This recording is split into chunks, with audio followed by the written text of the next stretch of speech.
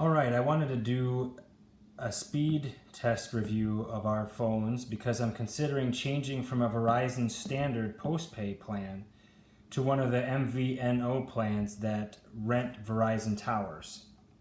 The reason I thought about that is, of course, due to cost. Our current plan, we have fast data speeds on Verizon, but we have an older data plan of only about, I think, 4 gigabytes, and it has some rollover, but we've kind of hit that cap a lot, and you got to buy $15 at a time, and I just kind of wondered what kind of cost savings there was. So I'm going to speed test on this. First, we'll check the top.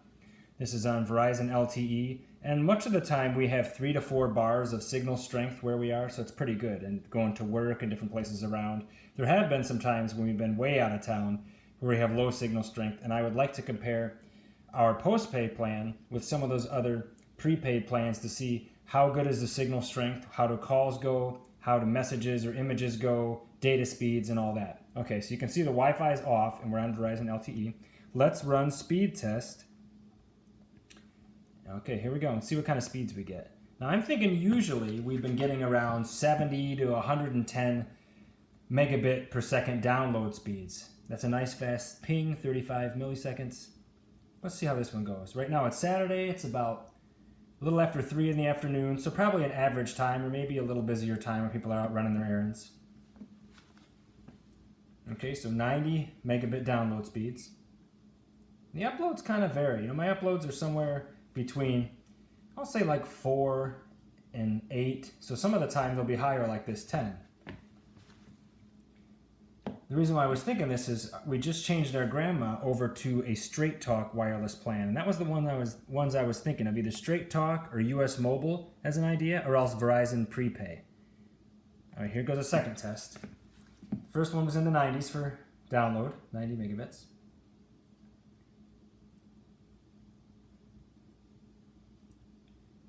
So it's given us pretty good speeds overall. As far as I say of our service, we have good connection pretty much everywhere we go, fast speeds, but 4 gigabytes is not a lot. But the new Verizon plans with those unlimiteds, our phone bill could go up significantly, like 50 or 60 more dollars per month if we change to one of those plans. And so I thought, well, shoot, maybe we can find a plan that's half the cost of all that. It still gives us good speed. And I'm not 100% sure on this, but I was thinking that I had heard as far as downloading video, I'm going to try a third one, downloading video, that you only need 10 megabit speeds to get HD video downloads like Netflix and others. So then, let's say I had only 50 instead of 100, it'd still be plenty. Okay, that one was 103. So we had some tests, and I did a few before where I was 80s, 90s, 100 megabit download speeds in the day. At night, it'll be even faster. So those are pretty fast, and I know that's plenty fast for video and YouTube and all that. But I just wanted to get some tests on video so that if I test out Straight Talk or if I test out US Mobile at a similar time of day and with similar connection and cell signal strength, how that will compare to see if we can get about the same connection speed, same quality, but spend half the price. I mean, that's good because if we make the changes to our bill, it could go up to like $155 or so a month for just 2 people. And if we could make that more like 90 or something like that, that's a lot of money over time.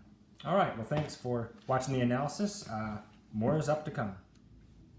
Okay, now this is my phone running the Verizon Wireless Prepay card. We wanted to try a special where, when you start with auto pay, it takes $5 off a month, and as you stay with the plan, it takes another $5 off, I think, at 3 months, and maybe another $5 at 9. And it uses the same towers as the Verizon Postpay does. I know that it can have decreased priority per se, but it's also 15 gigabytes of data. And before, our plan only had about 2 per person, so it already seems like more. Well, let's test it. You can see I have LTE up there. The Wi-Fi is off, and I'm connected to Verizon right now on the Prepay card. So let's go here to speed test, and we'll run a few. I noticed when I ran these the other day, it actually uses quite a bit of data. Wait, Verizon. Okay, here we go. Let's do a few tests. I think overall, driving to work, at work, and on errands, this seems like to have similar good connectivity with this Prepay card as we did with the Postpay. I mean, look at the speeds now. It's very similar. Today is Wednesday. It's kind of midday, around 2 o'clock, and the speeds seem pretty good. I mean, this is a high. I would say my speeds have been running anywhere from 40 at the low end to, this might be the high end, 130. But that's a good upload speed also. I mean, I've tested it at work in the parking lot, and I'm leaving inside at work. I mean, some places are not as good, but that can also depend on cell receptivity as well as how many other people are using it. Okay, let's run another one. But I mean, I think overall, I seem to have similar coverage. Nobody's complained about voice call problems. Text messages go through. Data and apps seem to work properly. So yeah, I mean, the advantage basically is cost. And this way I know you pay ahead instead of post-pay. But I'm indoors right now. I bet this would even be a little more outside. You know, I know we're kind of closer to the towers, but basically I can't see much difference now between our post-pay plan and these prepaid cards. And right now, each of us is $45 a month because there's a $5 off auto pay. And then I think once we do 3 months, they'll go down to 40. And then maybe at 9 months, it'll go down to 35. So it's really reasonable. Here, I'll do one more. These kind of use a lot of data, I noticed. Last time I ran one of these, I ran 3 or 4 tests and it used almost a whole gigabyte. So I don't want to do too many. But you see, as you can see, here's 3 tests with this. And actually, it seems to be running faster than when we were doing the post-pay. Well, I think it's doing a different connector. It says Milwaukee instead of Southfield, but both of them are kind of far away from where we are.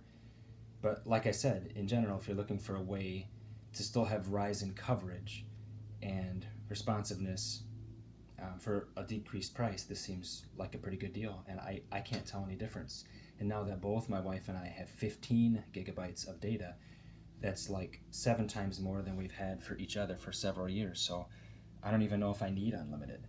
But there's the long and short of it. Like I said, you can see it's LTE, not Wi-Fi. On the Verizon Prepay, it seems the same as the post-pay, but the difference is probably going to be half the cost as time goes by. Thank you for watching.